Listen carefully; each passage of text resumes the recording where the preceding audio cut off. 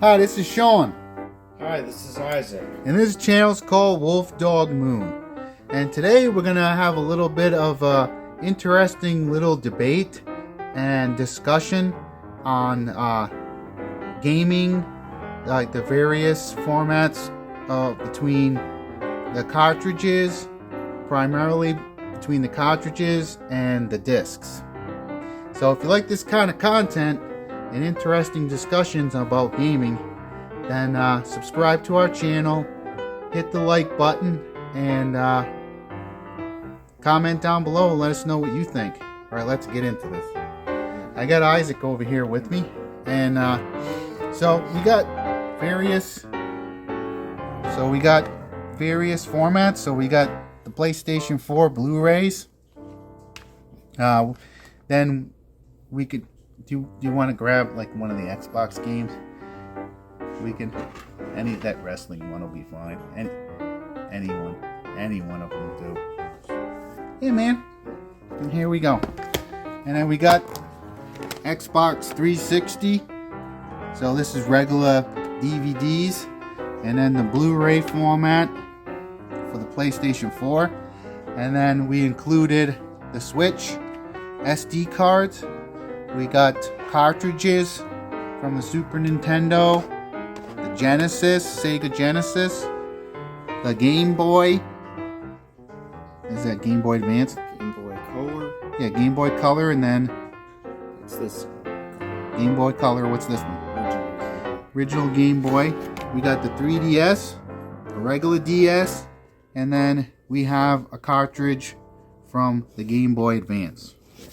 So we have a bunch of different formats, and you can jump in at any point. Myra's going to be joining us for this review. She's basically, what she's going to do is she's going to sniff the cartridges and the different stuff and let us know what she thinks. So at the end. So jump in anytime you want, Isaac.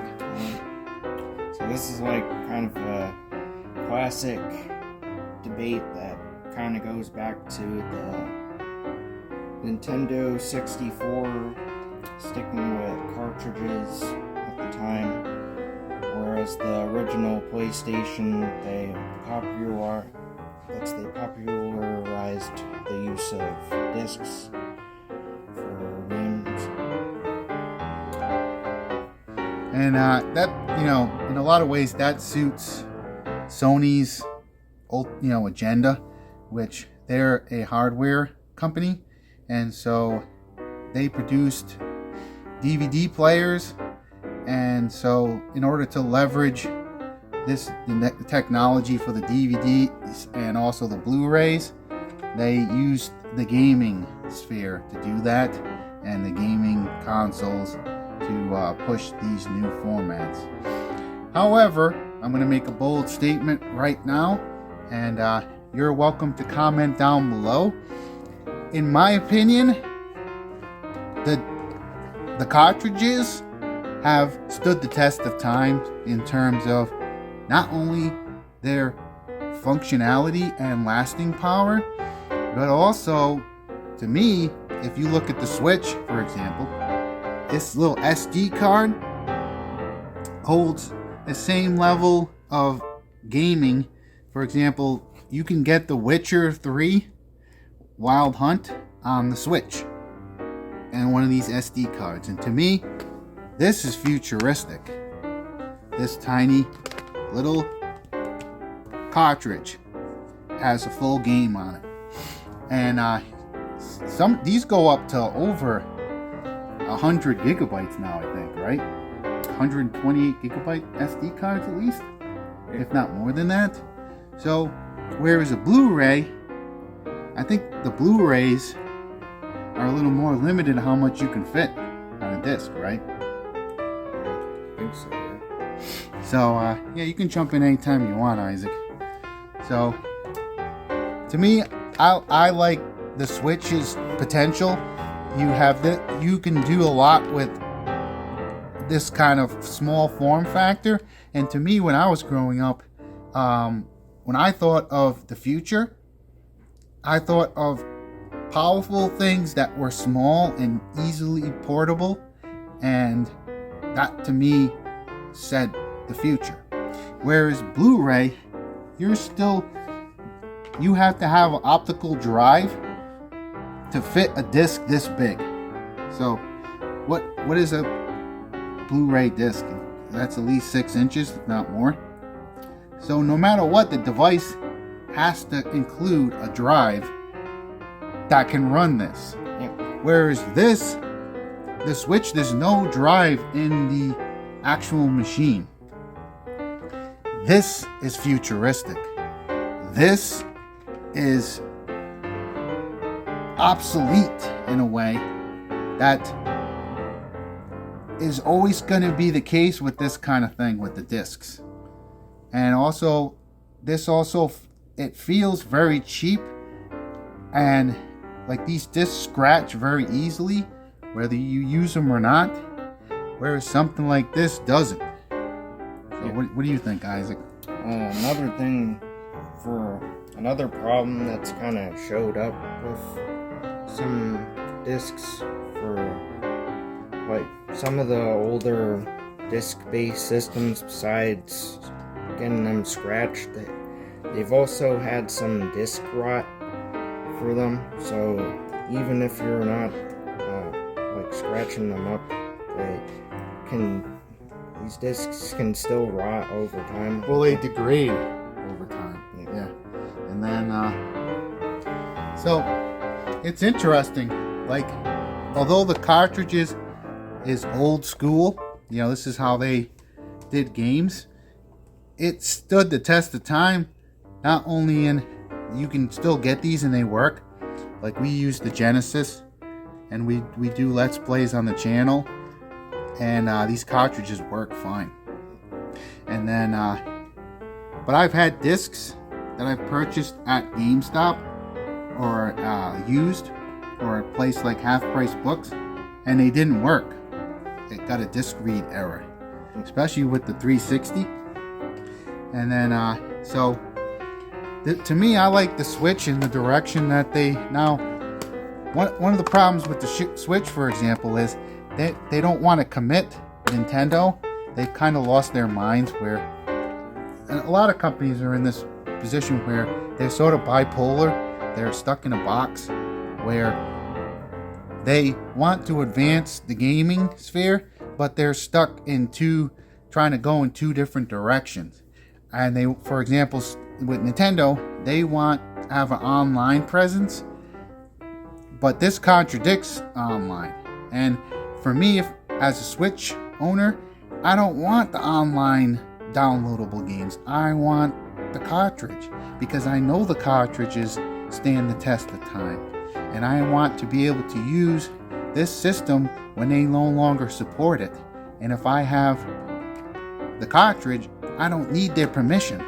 Once I've purchased the cartridge, I don't need to ask them or beg them for one that's compatible whatever new system they come out with. They can always do patches and even change. Some companies, I think it was like World of Warcraft, they redid World of Warcraft 3, I think it was. Yeah. And they made it so you couldn't play the old version of the game, and the new version was kind of a bastardized version, and it was not what people wanted. They just wanted to be able to play World of Warcraft 3. And so at any time with these digital gimmicks, that's what they could do. They could make it so that you had to pay for upgrades in the game, all sorts of diabolical things they could do. So I think Nintendo, they're bipolar right now. That's why I think that they've lost their mind, because they're in an awesome spot. They're probably one of the only game companies. All the game companies are in a box right now, but at least Nintendo has some wiggle room. They just have to stop. Like with the online, they already, the way they act in terms of their direction as a company, they already act like they have one arm tied behind their back or pushed behind their back to get them to do the online to begin with. Because to me, with Nintendo, they're about family friendly, and to me that means couch co-op more than multiplayer with rando strangers you don't know. And so this is the direction they need to commit, and then they would get out of the box that all these other companies are in. They have wiggle room. They can escape.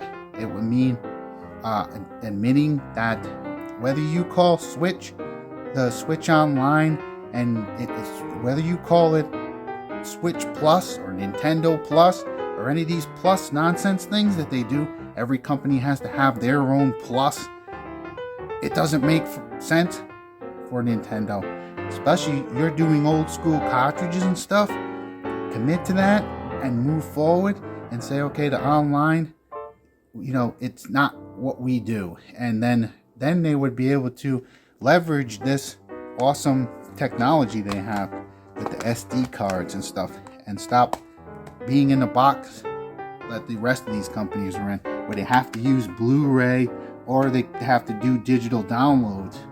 So you're even, for example, the new Xbox Series X, they had to put a Blu-ray drive in the Xbox, but they want it to be more of a streaming type box where you can play games right off the machine, but then you don't get the actual game that you paid for in its physical presence, that you could turn around and either resell someday, collect, or not have to worry about getting their permission if they want to make it so you can play the game on the new system. You'll have the system that the game works on, and you'll have it in its physical form. What do you think, Isaac?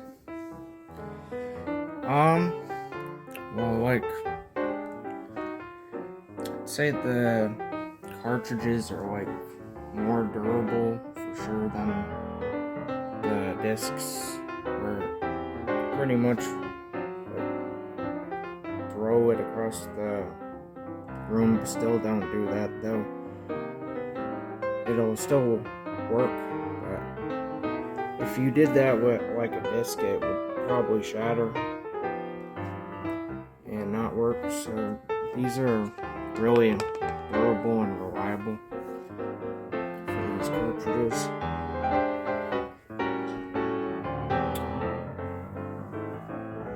Yeah, like I said, they've stood the test of time, and now, these older ones, there's a bulkiness to them. So, and if you didn't keep the cases or whatever, then dust can collect in them and stuff. But you can just blow the dust out and they work fine. And then obviously the Switch solves those issues. It's a really small SD card, and they have to me, I think the Switch has the potential to be one of the greatest systems, if not the greatest console ever created, because of its flexibility and its hybrid status. But right now, they're schizophrenic and bipolar a little bit with how they're proceeding with this awesome. It's like they know how awesome this is, but it's also scary, because this has the potential of allowing all kinds of it's sort of a little bit of a Pandora's box, and they're trying to fight against that instead of embracing it fully. So I think Nintendo could do more with what they're doing, but right now they're kind of doing self-inflicted wounds. And then these other companies, Sony and Xbox, they're chasing after graphics where, like for example, the PlayStation 5, they're still wanting to use DVDs and Blu-rays, but they also want to do digital downloads, and they're competing against the PC. You're up against the PC in a way that like never before, where the PC, you can just download the stuff from Steam or Epic Game Stores. So what's the purpose of the PlayStation 5? Oh, for their proprietary games, the games that they only release, the exclusives and stuff. Well, right now you're looking at The Last of Us Part 16-4 or whatever, or Chapter 1, the place, remastered and remade and rethought of The Last of Us, which is ironic since the game was called The Last of Us, but they've done like 16 iterations of it. So I think ironically the cartridges, they're old school technology, but they're actually futuristic still compared to this kind of stuff, which is like planned obsolescence. It's very disposable, very cheap, very easily scratched, very easily damaged, and then it's a proprietary format that right away you're very schizophrenic with this. It's like they want you to download the stuff, but they also want to sell Blu-ray players. They're confused, Sony, a little bit, and right now that has put them in a box, and it's a very painful box. And then you got Microsoft, which they have to use the Blu-ray format because they tried to not do that with the Xbox One, I think, and they tried to go full downloadable stuff, and they found out people still want physical stuff. And guess what? They're always going to want physical stuff. They're always going to want these kind of things that stay put and stay the way that when they purchase them. And the harder these companies try to fight against that reality, the more painful the box that they're in will become. And it's going to be interesting to see what Sony and Microsoft, they have nowhere to go other than to kind of keep going towards this cliff that they're headed towards, where they're just racing to see who goes off the cliff first. And then Nintendo's the only one with wiggle room, I feel, where, okay, we got this old technology, but it's new now. Because the cell phones, for example, the cell phones, like the smartphones, used SD cards. So they're using the SD card technology, but these companies, Microsoft and Sony, aren't. There's something ironic about that. What else do you want to say, Isaac? Got any final thoughts, or this one's getting around 17 minutes?